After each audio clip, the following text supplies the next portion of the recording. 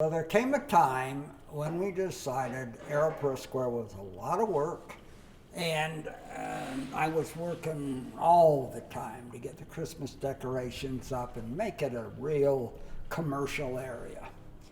And we decided to sell it. And we did sell it, and some other people took it over. Unfortunately, they didn't turn it to be really successful.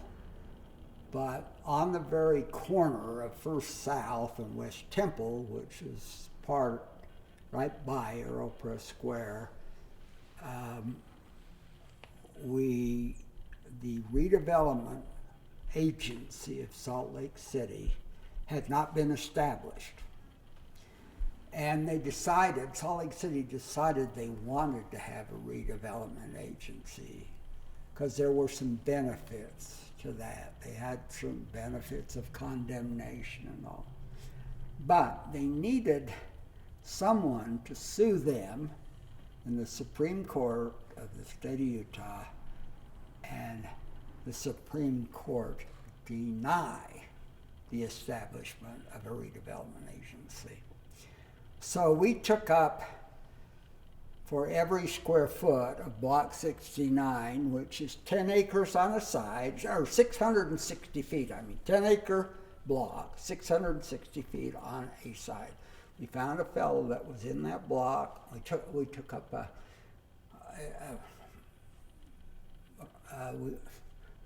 donation of $1 for every square foot any owner owned in that block, so that we could go to court, but we could also control the things in that block and what we wanted to do. But you didn't want to go to court.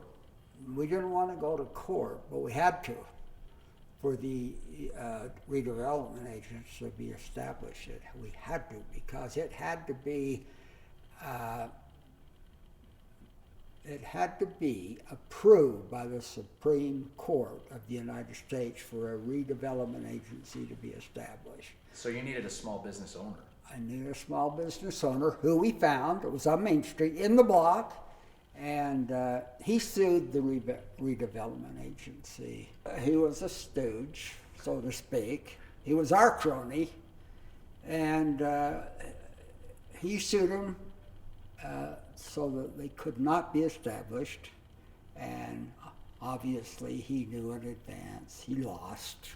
Everybody knew he was to lose. Then they could be established under the law.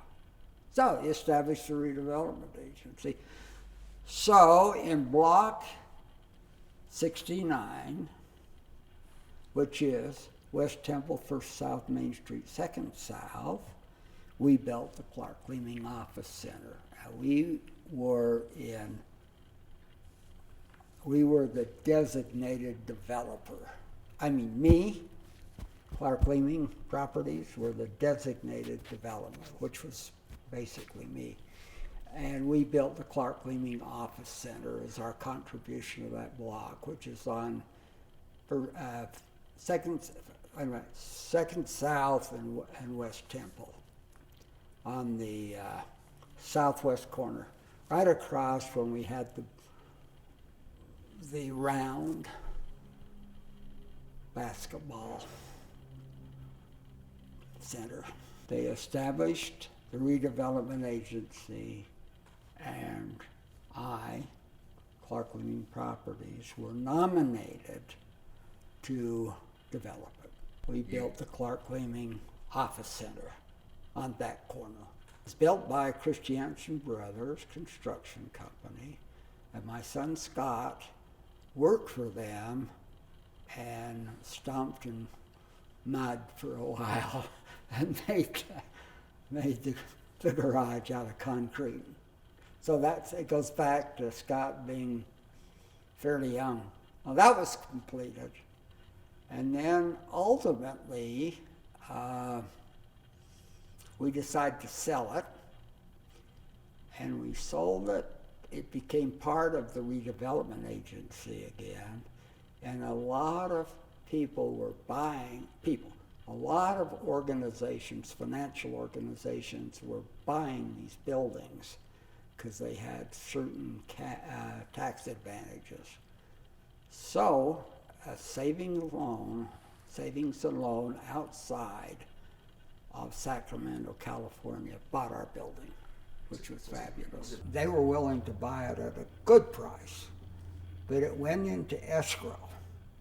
And they put $500,000 into escrow that they'd complete the deal. And that was the earnest money. And then this redevelopment agency of the United States came in and said, you can't buy that building, you're not strong enough. The Essen Loan Association, you can't buy it, we're not strong enough. And I think to this day, if the redevelopment agency had known they'd given us $500,000 as earnest money, they would have done something about it. But I went over to the escrow title company, and I said, I want the $500,000 because they're not going to buy it. They can't buy it. They've been restricted from buying it. And I want it. And they gave me a check for $500,000. Okay, so then they had purchased it. So then the redevelopment agency then takes it over, and then they sell it. I think the government said we don't need a dollar, maybe because we're strong enough. And they forfeited on the purchase of the earnest money. They just forfeited it, this savings alone. Are asked to develop Block 58, which is the building across the street. And that building across the street is bounded by West Temple, Main Street, 2nd South, West Temple, and back to 2nd South. And so we're now the developers of that. What happened is that 2 dentists initially got the prize to develop it. Well, we'd had enough of that. It wasn't a prize for us. It was just a lot of hard work. We'd already done the first one. So we didn't make a bid for it. Well, when the 2 dentists had it, it was obviously they weren't going to make it. One of the things the redevelopment agency and they agreed to do is build a hotel and to build housing. So American Savings was still operating at the time, and they'd given us the money actually to build the Clark Leaming Office Center. So we go across the street, and now we are going to build the hotel and the condominiums. So we built the towers, and the towers cost a little over $70 million. Now, where did we get the money, the $70 million, to build those 2 towers? Well, American Savings and Loan, which was still existing, got a consortium of savings and loans around the country to go together and loan us $70 million to build those buildings. We built them quickly. They were successful. We sold them out. I ended up buying one. My son-in-law bought one of the original ones, and we rented those. But it was built and it was leased out. We had a partner. American Towers, and it's 2 towers, right? 2 towers, and we had a partner, and that was Christie Anson Brothers, who were the construction. We needed a partner to get it done. Our partner, joint venture, was Sheraton Hotel Corporation. We owned half, they owned half. Our group of owning half was the construction company and the Clark Leaming Group, Clark Leaming Properties. Should we keep going? Yeah. And we promised the redevelopment agency, which was Block 58, and there was a site for the hotel, that we would do the hotel.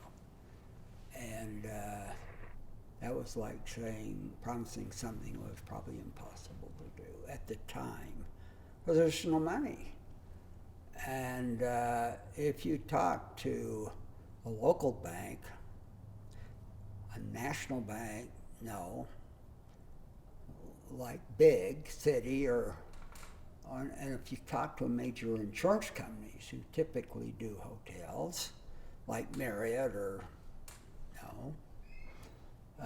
we were Sheraton, but I'm seeing insurance companies that usually do a Marriott or no, not in the United States. The financial condition for loans at that time was not good. So, what do? Somebody said to me, have you ever thought of trying Société Générale? I said, no, there's a Paris, France, branches in every major city in the world, the sixth largest bank in the world. It was like something like 3,500 branches. I ran up to First Security Bank and I said, let me look at the International Bank Directory. I look them up, Société Générale. Of course, I've got a big cover sheet with advertisement about how big they are, and so I call them. I call them in Paris. And they said, well, you need to call our representative in New York City, Betsy Barone, because Betsy is the one that has to start anything like that like a hotel. So I called Betsy and said, hello, Betsy, would you finance a hotel for us? And she said, we finance hotels. And I said, we want to finance a hotel in Salt Lake City. She said, how much? I said, over 40 million, probably 43 million. And she said, well, that's doable. But she said, I have to come to Salt Lake City and see what you're talking about, because I don't even know Salt Lake City, let alone the site you want to do. So I said, well, when will you be here, Betsy? And she said, well, I don't know. When I get a break, I'll call you. Well, weeks go by and 2 weeks go by, and I call her back, Betsy, where are you? We were out waiting for you at the airport, and we don't see you coming in on any airplanes. And she said, well, I'll let you know so you don't have to go to the airport in vain. Well, that was just a joke, but anyway, she finally called and she said, I am coming to Salt Lake City to see the property and to see your deal. We have to kick the dirt and know where it is. So by golly, Betsy came and we picked her up at the airport and we did a Chamber of Commerce run of Salt Lake City, and we took her up the Capitol and around Temple Square, and we really gave her the city tour. We came down through the shopping centers, and City Creek was not built then. And she said, this is a doable deal, but I'll tell you why I think it's a doable deal. I'll tell you why I think Salt Lake City is so progressive. And I said, why, Betsy? And she said, the thing I love about it is that for the blind people, you have a little tweet so they know when to go across the street. And she said, I think that tweet is phenomenal. I don't hear that in very many cities. But I love it, she said. So anyway, I said, well, now what's next step? She said, $45 million. Hey, that takes a senior vice president in charge of commercial property loans to come and see the site. I cannot approve it myself. He's in Paris, and I will get him to come from Paris to Salt Lake City. And I said, that would be fine. Wonder, how soon? She said, well, he has a really busy schedule because he's going all over the world. But we'll work it out some way. Well, a week went by, he didn't come. 2 weeks went by, called Betsy. Betsy, where is he? Well, he's a busy guy. He'll come, believe me, he'll come, but I don't know when. So another week goes by, and about the fourth week, she calls me and says, he's coming. He's coming right to Salt Lake City. to see that property and see if we can make that loan. And I said, we will meet him at the airport. Give us the flight and the time, and we'll be there. Well, he came in the morning, and in one of the buildings in Block 58 had a club in it called the Petroleum Club. And this happens in a lot of cities, but the members of the petroleum industry were kind of the members. And so we had built that building as part of Block 58, so we took him there. And again, we got very embarrassed because we had as a centerpiece the Eiffel Tower, and we printed the menus in French. He just laughed. He said, I speak English just fine. He said, I don't need a menu in French. And he said, I don't need an Eiffel Tower made out of flowers. He laughed at us. And we said, well, we're really, we're really eager. We really want to get this done. We're just doing everything we can to impress you. And he said, oh, tone her down. So we said, okay. So after lunch, we had already picked up the Chamber of Commerce movie that was the Come to Salt Lake City story and why. And we picked that up and a bunch of other things. And we said, we have a joint venture with Sheraton, and we want to build a Sheraton hotel. And when we were given the opportunity to build or develop Block 58, which was 10-acre block, 660 feet on each side, we promised the redevelopment agency we'd build a hotel. And now we find out that there are no hotel lenders in the United States, none.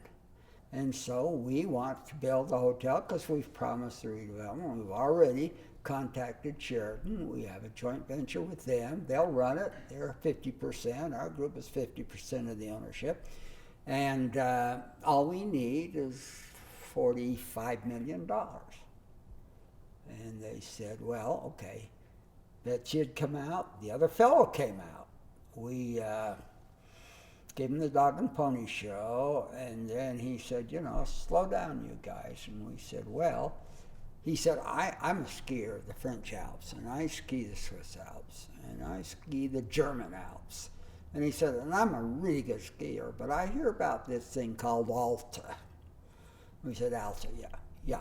I hear about that, and I hear about this thing called Park City and some of these ski resorts. And he said, of course, I've never seen them, but I'd like to. So can we go see the ski resorts? And we said, we've got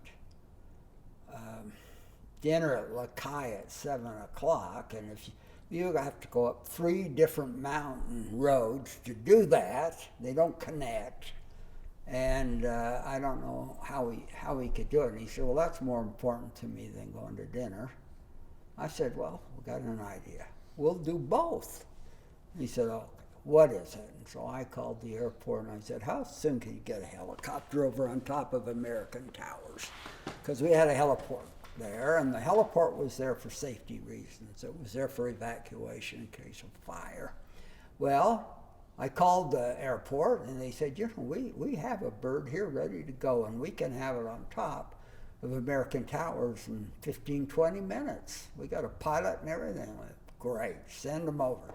So he came over, and this was the way he could see Alta. And we said, you take Betsy and this gentleman, I can't remember his name, we'll get it, put it, take them in your helicopter and take them up and just tour Alta. And then tour all of the Brighton area that he knew about, and the Snowbird area, and all of those. And in the news, the release of Salt Lake City, they talked about Jeremy Ranch, and he said, and I want to come down over Jeremy Ranch and see what that's all about. Perfect, we said, because the best entrance to the city is down from Park City. And so you just swoop right down, and all of a sudden the city lights up, and you'll see what a fabulous place this is for you to finance a hotel. So he said, fine, I'll do that.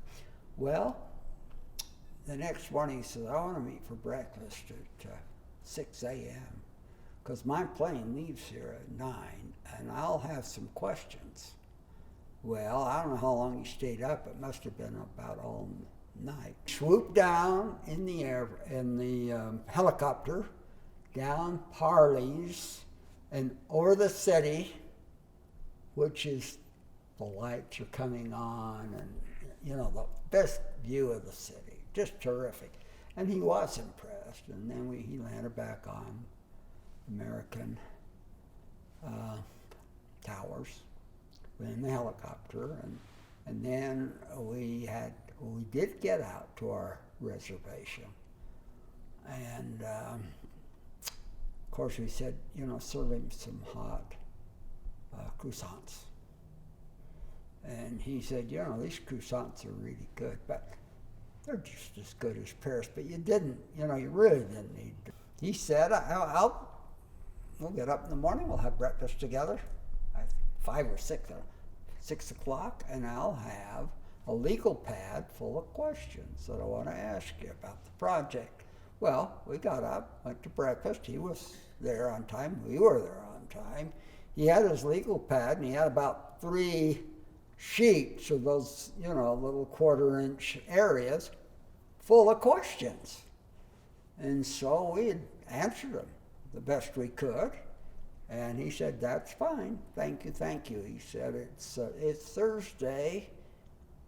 He said, I'll stop in New York.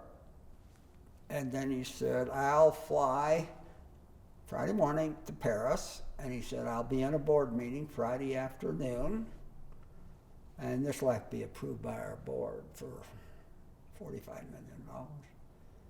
Oh, we said, fine, thank you. We took him to the airport. He left. We were on pins and needles on Friday afternoon about 4 o'clock. I don't know what time he sent at Paris time. It came here. And 2 words, loan approved. Then we said, when are we going to get the papers that we got to sign? He sent us a multifamily, for a multifamily, the note and all of the papers, the deed and all of it. We called him back and we said, you know what? We're talking about building a hotel, sir. We're not thinking about building a multiple family. And our attorney said, you know, very respectfully, that didn't work. We will prepare the papers. We will prepare them so you're absolutely protected, and we'll prepare them under Utah law. And there'll be no charge. And you can have them checked, but they'll be good. Well, one of the things they said we could do is put an exculpatory clause in it. And I don't know whether you know what an exculpatory clause is, but an exculpatory clause is a clause where we, the borrower, are not liable. We're only liable to the extent of the property we own, but not the loan, which is just kind of wonderful. And so they got we prepared the papers for them. They went back, and these are fantastic, and $43 million.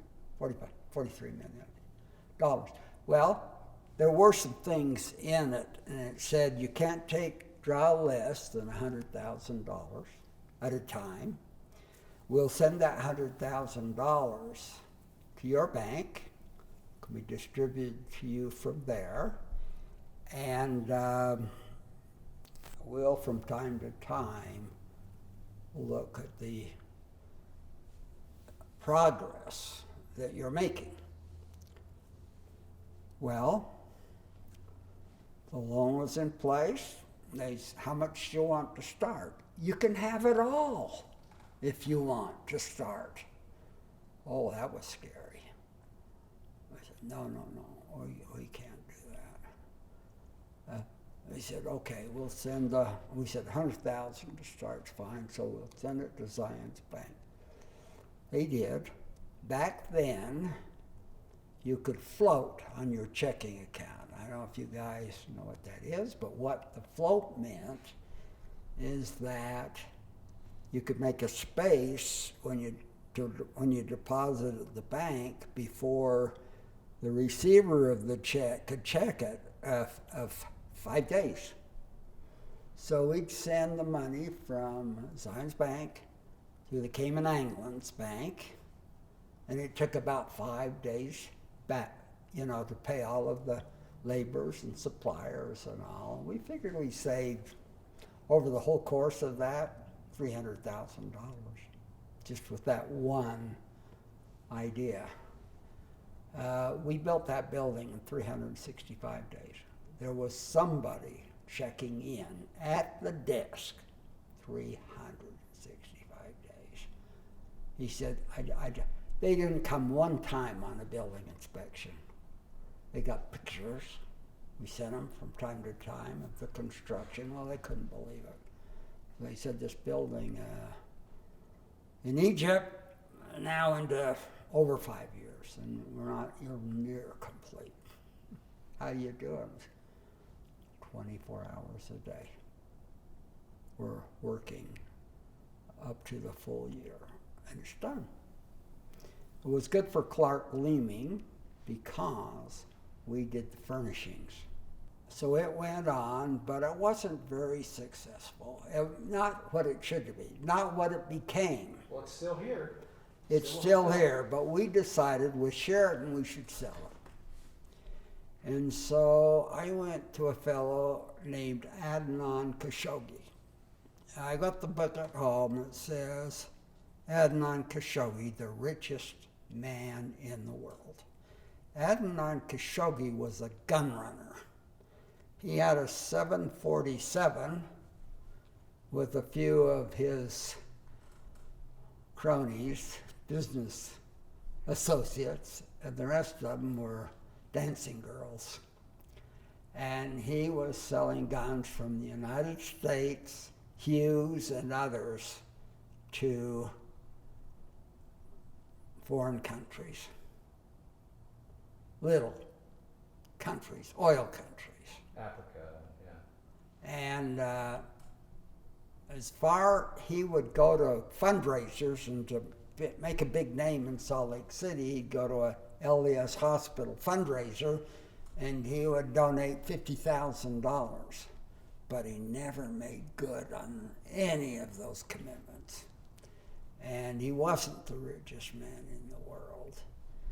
But everybody thought he was, so we sold it. We sold it to him, and he kind of failed. So, but he did have, Sheraton has never put two names, owners' names on a property, but they did put Sheraton Khashoggi on the building. To the extent there were losses, they could take part of our partnership interest to make that payment. They didn't do it. They were nice guys. I mean, they were great guys. Then they gave me a call a little later, and they said, well, we need to buy you out because of the situation. How much do you want? And I was just sitting here at my desk. I didn't have a clue. I said, so I just thought for about 3 or 4 minutes. Then I said, well, we'll sell our $500,000. They said, that'll be fine. And they bought our $500,000.